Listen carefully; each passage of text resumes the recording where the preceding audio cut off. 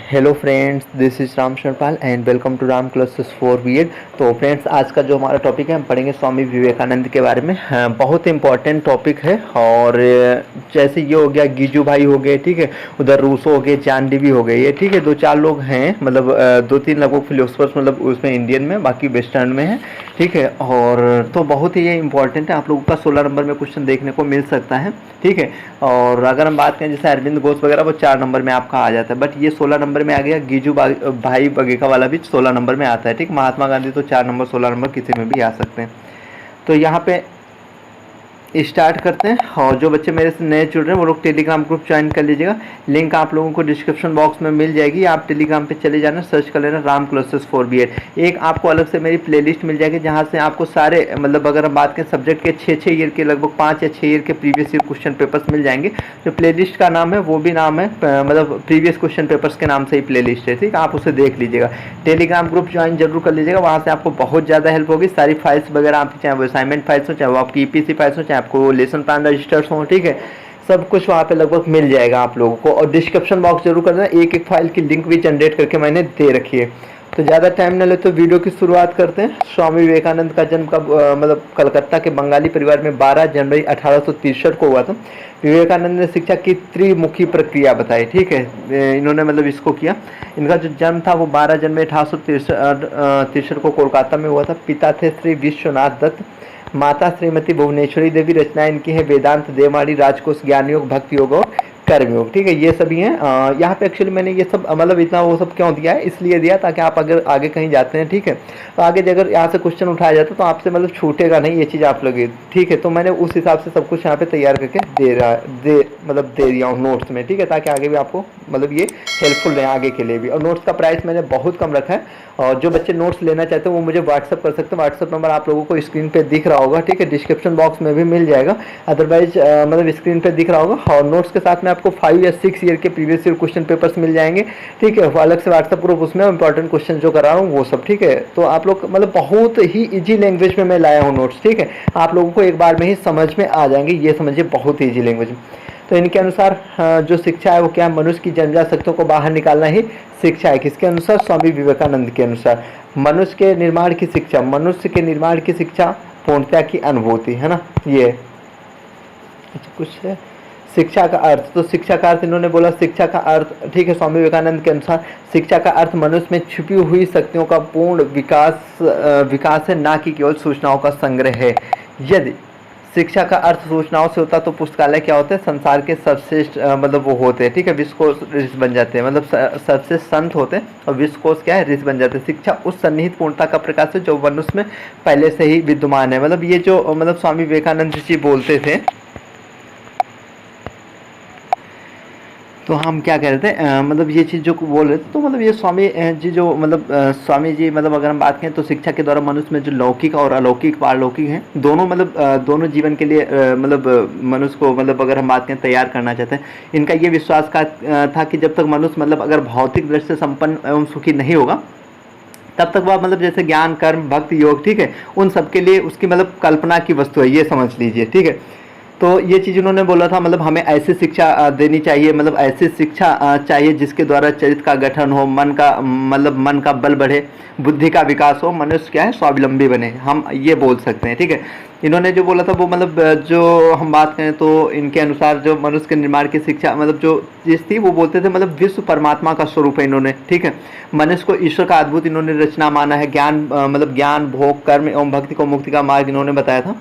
तो ये सभी चीज़ें थी इनके अनुसार। जो शिक्षा के उद्देश्य हैं, पूर्णता की प्राप्त करने का उद्देश्य, ठीक है, पूर्णता को प्राप्त करने का उद्देश्य। तो इसमें मतलब पूर्णता को प्राप्त करने का उद्देश्य, इसमें अगर हम बात करें तो मतलब लौकिक और आध्यात्मिक सभी ज्ञान मनुष्य में पहले से ही विद्यमान होता है, ये चीज़ मतलब बता रहे थे ना सारे। ये यहाँ पे जो भी हैं, जैसे पूर्णता को प्राप्त करने का उद्देश्य, ठीक है, चरित्र निर्माण का उद्देश्य, शारीरिक विकास का उद्देश्य, इसे आगे लगा देना, ठीक है, 1 मिनट।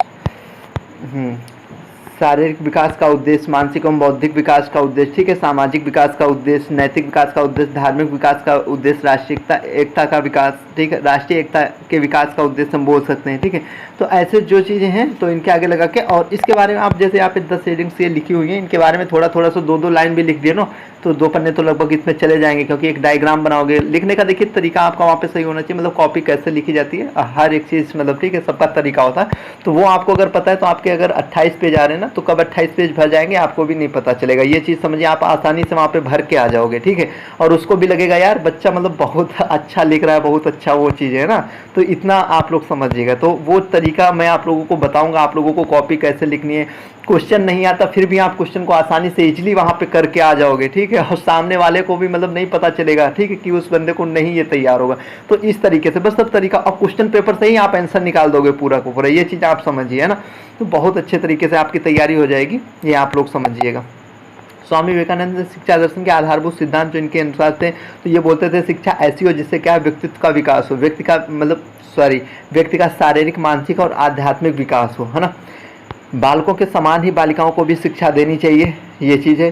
शिक्षक तथा छात्र में आदर होने चाहिए।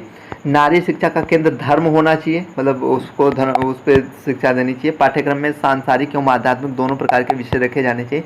सभी को शिक्षित करने का प्रयास करना चाहिए, मतलब ठीक है सभी को। धार्मिक शिक्षा पुस्तकों से नहीं वरन व्यवहार, आचरण तथा संस्कारों के माध्यम से दी जानी चाहिए। शिक्षा गुरुगृह में ही प्राप्त की जा सकती है। इन्होंने अगर हम बात करें तो ब्रह्मचर्य पे विशेष ध्यान दिया, मतलब वो बोला था ना ब्रह्मचर्य के लिए, है ना, कि उसका पालन करो, वो चीज़ें हैं, है ना। तो इससे इस मतलब स्वामी विवेकानंद ने ही तो वो चीज़ बोली थी। पुस्तकों का अध्ययन ही शिक्षा नहीं है, ठीक है। मतलब इन्होंने अगर हम बात करें तो ये चीज़ नहीं कि बच्चे को मतलब रटाओ। इनका मानना है कि बच्चे में जो मतलब अगर हम बात करें ज्ञान तो पहले से ही विद्यमान होता है, बस उससे मतलब जागृत करने की बात होती है, वो वाली चीज़ है। पाठ्यक्रम के अंतर्गत लौकिक तथा अलौकिक दोनों प्रकार के विषय होने चाहिए।